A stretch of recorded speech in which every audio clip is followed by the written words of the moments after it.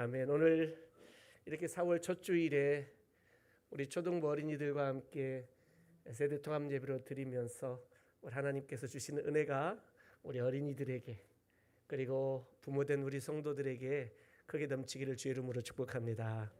아멘. 저는 오늘 엔젤 콰이어 찬양하는 그 찬양을 들으면서 굉장히 부끄러운 생각이 들었어요. 감사하고 기쁘고 감격스럽지만 그 내용이 나는 주를 섬기는 것에 후회가 없습니다. 이게 찬양 제목이에요.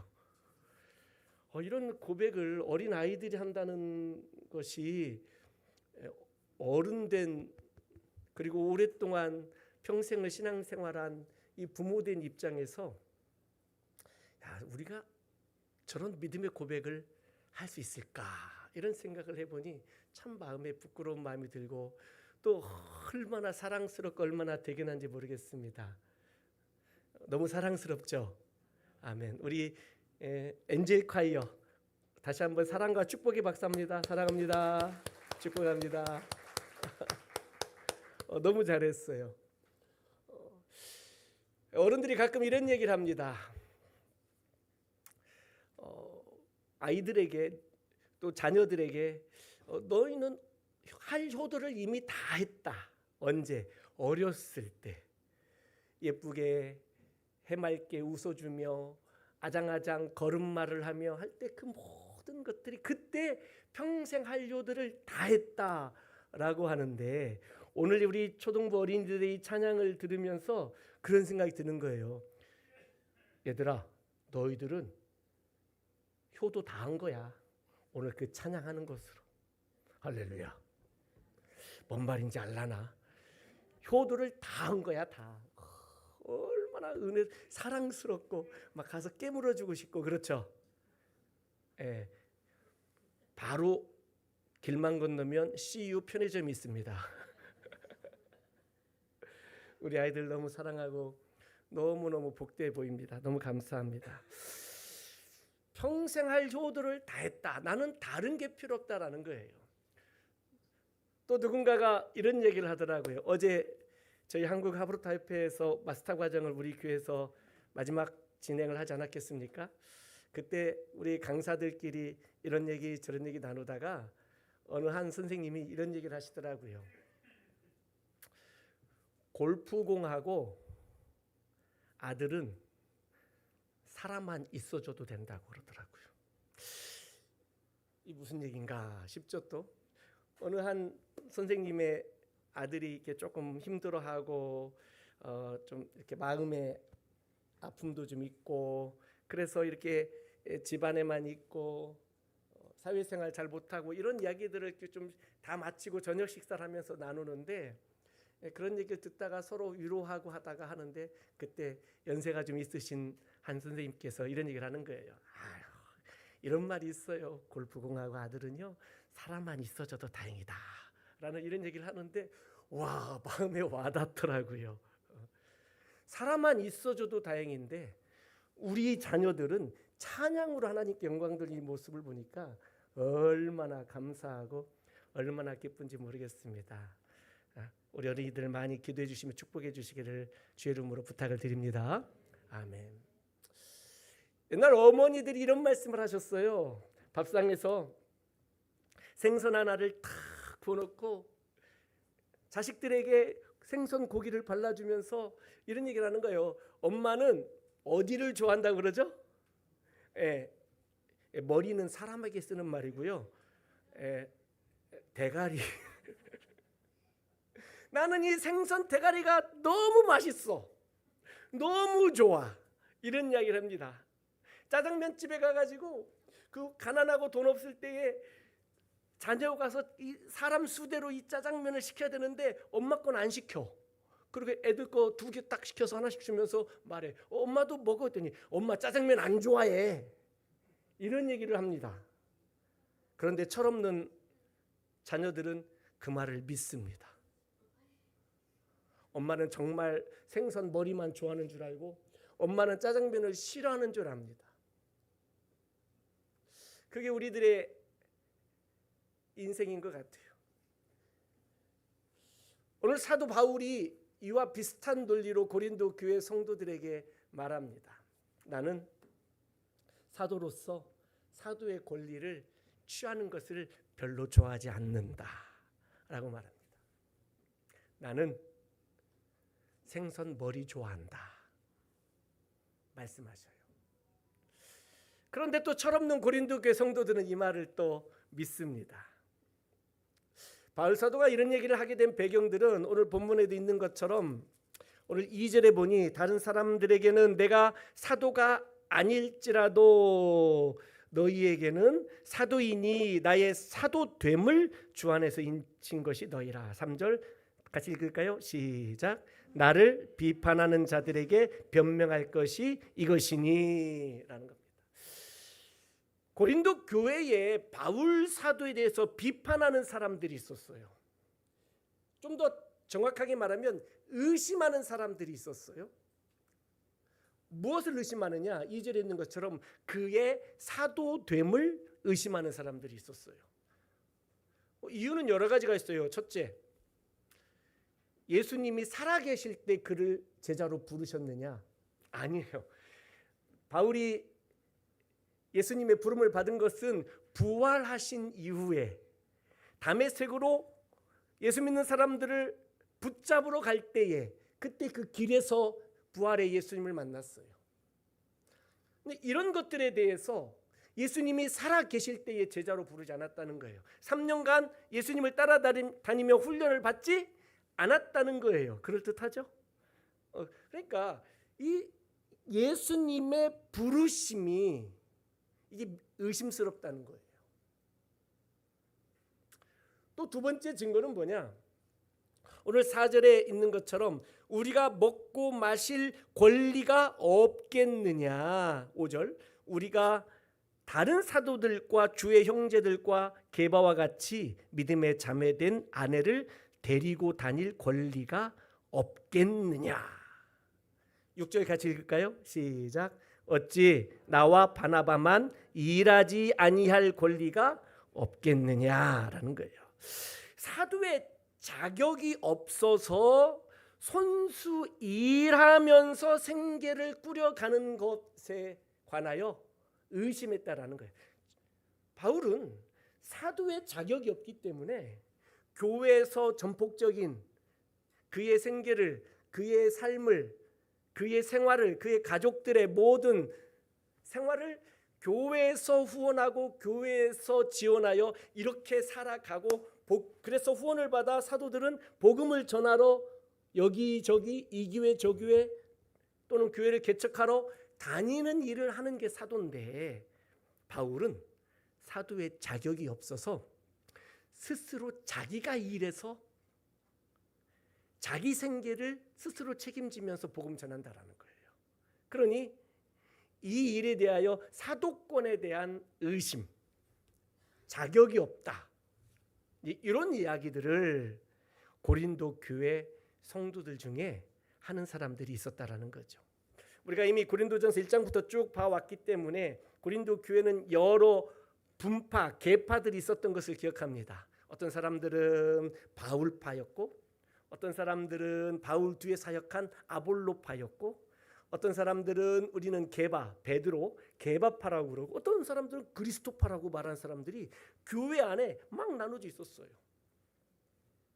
벌써 바울, 아볼로, 게바, 그리스도, 벌써 파가 4개예요. 4개.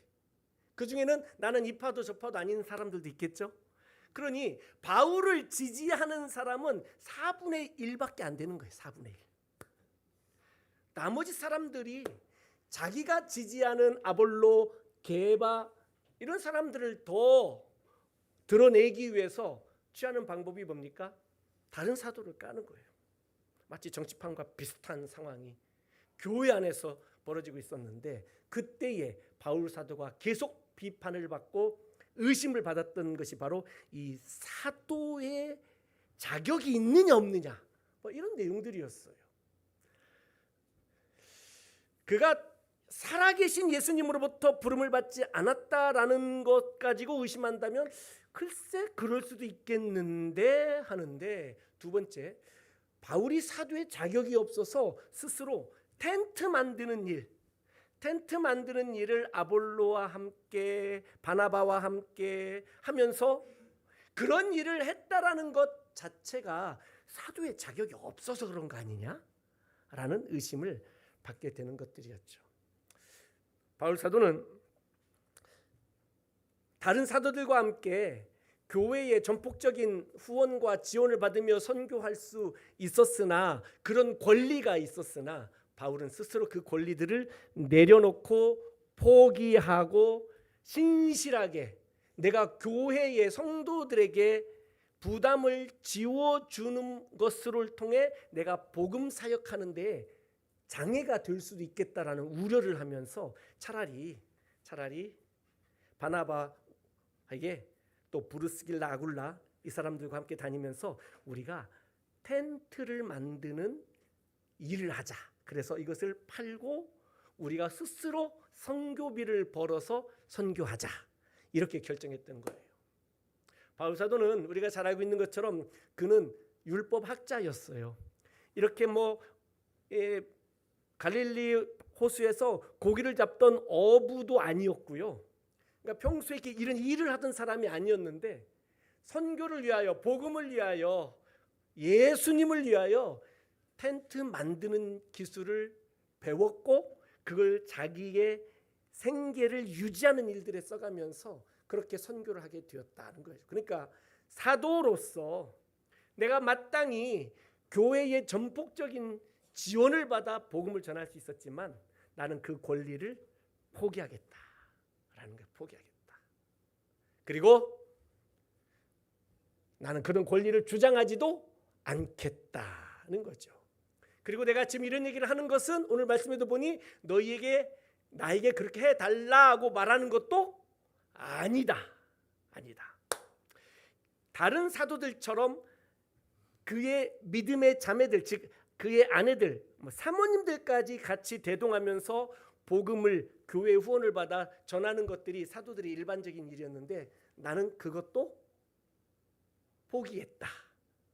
나는 그런 권리도 내려놨다라고 말하면서 내가 이렇게 할 수 있었던 것은 내가 복음을 전하는 데에 지원을 받아서만 사역을 하게 되면 굉장히 어려움이 찾아올 수도 있으니 내가 스스로 생계를 유지해 가는 것으로 나는 내 권리를 포기하는 것을 내 권리를 쓰겠다 라고, 마치 유산을 당연히 상속받아야 할 자녀가 나는 유산 상속을 포기하겠다 라고 말하는 것과 같은 이런 말씀을 하고 있다라는 거예요.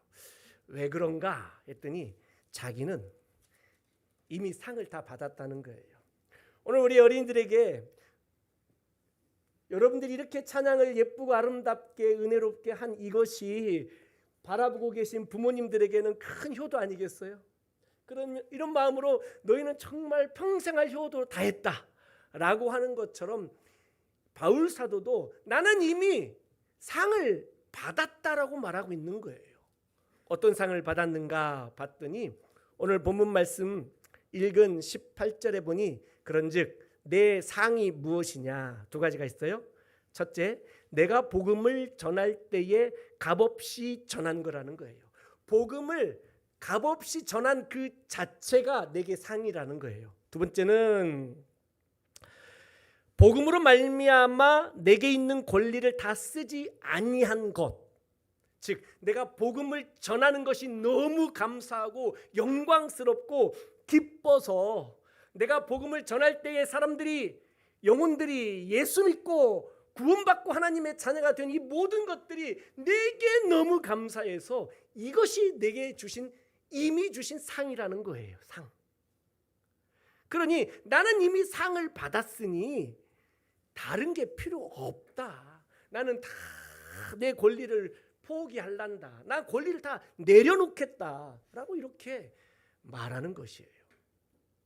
이 얼마나 놀라운 일입니까? 바울 사도가 이렇게 자신의 모든 권리를 내려놓는 것은 예수님께서 제자들을 부르실 때에 너희가 나를 따라오려거든 첫 번째가 자기를 부인하고라는 그 첫 번째 조건, 예수님의 제자됨의 첫 번째 조건이 자기를 부인하고 두 번째는 자기 십자가를 지고 나를 따라올 것이니라 라고 말씀하셨는데, 이 권리를 포기한다는 것이 바로 자기를 부인하고와 관계가 있다라는 거예요. 내가 나를 부인하고 나를 포기하면 나를 통해서 주께서 역사해 주실 줄로 믿습니다. 내가 내 것을 포기하지 않으면, 나를 포기하지 않으면 내가 일해야 돼요.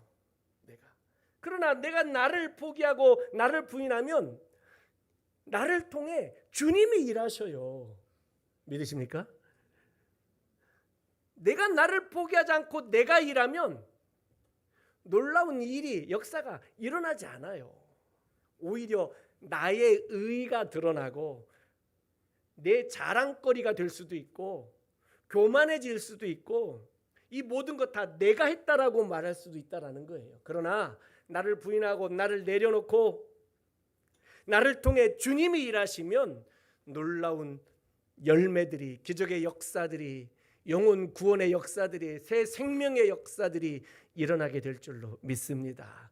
놀라운 회복의 역사, 다시 사는 역사, 일어설 수 있는 놀라운 은혜들, 다시 회복하고 다시 부흥하는 놀라운 은혜가 내가 나를 부인하고 나를 통해 주님이 일하실 수 있도록 그렇게 내어드린다면 그것이 우리에게 주신 주의 놀라운 상급인 줄로 믿습니다. 할렐루야. 그러니 바울 사도가 이렇게 값없이 복음을 전할 수 있는 그 사실 자체가 내가 받은 상이다. 그리고 내가 보상 때문에 이런 일을 하는 게 아니라 내가 이렇게 복음을 전할 수 있는 것 자체가 내게 영광이고 영혼을 사랑하는 마음으로 복음을 전한 이것이 내게 큰 은혜고 이것이 내가 이미 받은 상이다. 다른 상이 더 필요 없다. 내가 이런 큰 상을 받았으니 내가 핍박에, 고난에, 죽을 위기에, 매맞는 일에, 감옥에 갇히는 일에 설사 순교하여 죽는다 할지라도 나는 이미 받을 상을 다 받았다. 받을 상을 다 받았다. 내려놓고 포기하는 자들에게 주께서 주시는 놀라운 상이 바로 이런 만족과 기쁨과 평안과 행복의 상인 줄로 믿습니다. 우리는 복음을 위해서 바울 사도처럼 어디까지 포기하고 어디까지 내려놓을 수 있겠습니까? 나는 복음과 하나님 나라를 위해서 얼만큼 내려놓고 얼만큼 포기하고 얼만큼 부인할 수 있겠습니까? 우리가 요즘 매일 성경을 통해서 누가복음 말씀을 큐티 묵상하고 있지 않겠습니까? 수요예배와 금요 저녁 기도회 때 말씀을 나누는데 부자 청년이 큰 부자이어서 심히 근심하며 예수님을 떠나갔던 일들, 내려놓지 못하고 포기하지 못한 자에게 주님을 따라갈 수 있는 길은 너무나도 멀었습니다.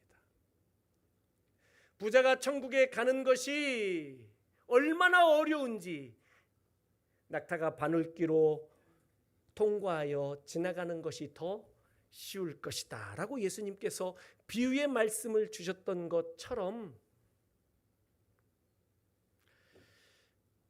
주를 위하여 포기하고 내려놓는다라는 그것은 정말 큰 결단이고, 이것 말고 주님이 내게 주신 상이 따로 있다라는 사실들에 관하여 우리가 깨닫게 된다면 이것이 우리에게 주시는 정말 세상이 알 수 없는 기쁨과 만족이 우리에게 주어질 줄로 믿습니다. 세상의 기쁨은 세상이 우리에게 강요하고 우리에게 계속해서 집요하게 우리를 파고드는 세상적인 가치관이 무엇입니까? 물질주의 아니겠어요?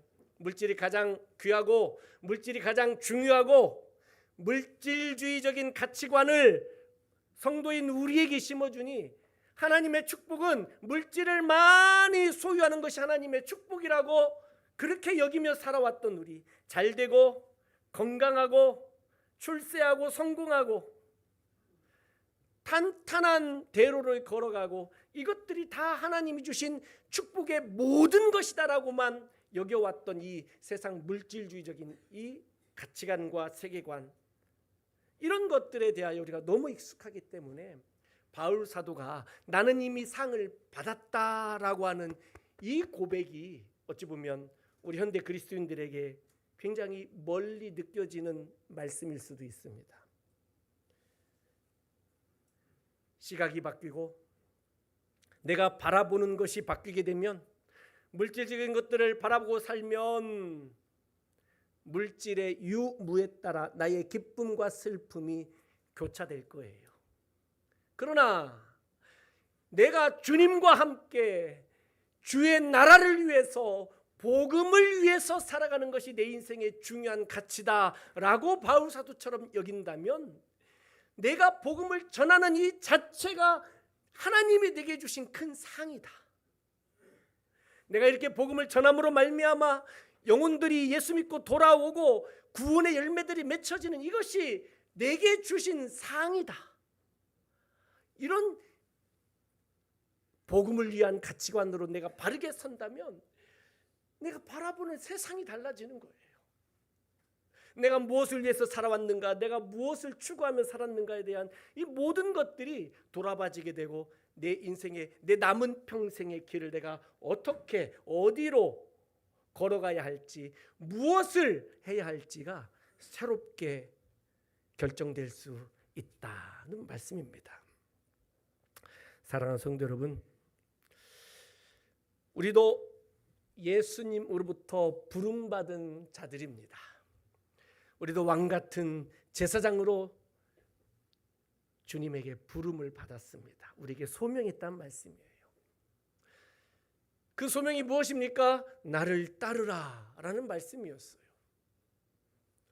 나를 따르라는 주님의 그 소명을 받고 우리가 해야 할 일들이 무엇입니까? 첫째, 나를 부인하고 나를 포기하는 작업부터 해야 된다라는 사실이에요. 바울 사도가 내가 나의 모든 권리가 있었지만 이 모든 권리를 내가 다 포기할 수 있는 그 이유는 복음을 위해서다라고 말하는 거예요. 복음. 내 인생의 가장 중요한 게 복음이다. 내 인생의 가장 중요한 가치가 복음이다.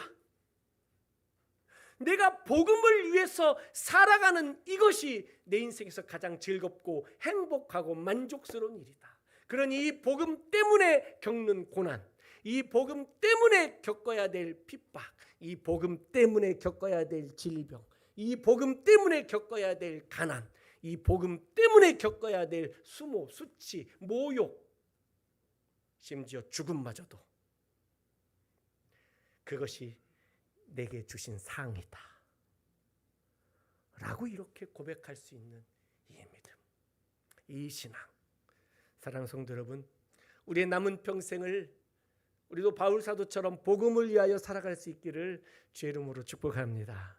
할렐루야. 바울 사도가 내가 예수님의 사도가 제자가 맞다라고 강력하게 주장한 것에 근거를 댔는데, 첫째, 나는 부활의 예수님이 나를 직접 부르셨다. 이 소명에 관한, 부르심에 관한 자신의 변명, 어떤 변명이라는 표현보다는 어떤 변호를 하는 거예요. 나는 부르심을 받았다. 둘째, 내가 복음을 전할 때에 영혼들이 주님께로 돌아왔다. 구원의 열매들이 있다. 이것 자체가 내가 사도된 증거다. 너희들 중에, 고린도 교회 성도들, 너희들 중에 나를 통해 예수 믿은 사람들이 있지 않느냐. 이게 바로 내가 사도된 증거다라고 말하는 거예요. 나 때문에 예수 믿고 돌아온 영혼들이 있다. 이것이 바로 내가 예수님으로부터 부름받은 증거요, 예수님으로부터 사도로, 제자로 인침받은 증거다라고 말씀하고 있는 거예요. 명확하죠? 그렇다면 오늘 여러분들에게, 여러분들은 어떤 증거가 있는지 여쭤보고 싶어요. 내 삶을 통하여 어떤 영혼들이, 어떤 열매의, 구원의 열매들이 있는지, 이게 부름받은 자의 열매가 이게 그 증거인 거예요. 내가 부르심을 받았다는 증거가 나를 통하여 새롭게 살아난 영혼들이 있는가? 나를 통하여 위로받고 격려받고 나를 통하여 예수 믿고 구원받고 하나님의 자녀가 된 그 열매가 있는가? 이것이 우리가 부름받은 증거가 되어야 될 것이다라는 거예요. 사랑하는 성도 여러분, 우리는 그런 열매가 얼마나 있습니까? 우리는 이 열매들을 얻기 위하여, 구원의 열매들을 얻기 위하여 무엇을 포기하고 살고 계십니까? 무엇을 내려놓고 살고 있습니까? 어찌하든지 한 영혼이라도 얻기 위하여 바울 사도처럼 낮은 데에도 높은 데에도 그들의 눈높이에 맞춰가면서 그렇게 복음을 전하고 때를 얻든지 못 얻든지 하나님의 말씀을 전하고 증거하던 그 바울 사도의 그 모습들은 왜 그렇게 살았을까요? 바울이니까 그렇게 살았을까요? 아니요, 기쁨을 아니까 그러는 거예요. 기쁨을 아니까. 이 복음 전할 때의 기쁨, 예수 믿고 이 내가 전하는 복음을 듣고 예수 믿고 돌아오는 그 영혼들을, 그 열매들을 바라보는 그 기쁨이 얼마나 큰지. 어떤 일이 한번 내 인생에, 내 삶에 기쁘다라고 여겨지면 시간 가는 줄 모르잖아요. 시간 가는 줄 몰라요. 그래서 우리 속담에도 늦게 배운 도둑질에 날 새는 줄 모른다는 이런 뭐 좀 부정적인 이야기들이 있지만 그 의미들을 살펴보니 뭐가 한번 재밌어지면 설사 그게 나쁜 짓을 하는 일이라 할지라도 재밌어지면 시간 가는 줄 모르고 거기에다가 내 인생을, 내 시간을 막 쏟아붓는 거예요. 바울은 복음 전하는 데에 자기의 인생을 쏟아부었던 거예요. 왜? 그게 얼마나 기쁜 일인지, 이게 얼마나 감사한 일인지, 이것 자체가, 복음을 전하는 것 자체가 내게 주신 상이라는 거예요. 상.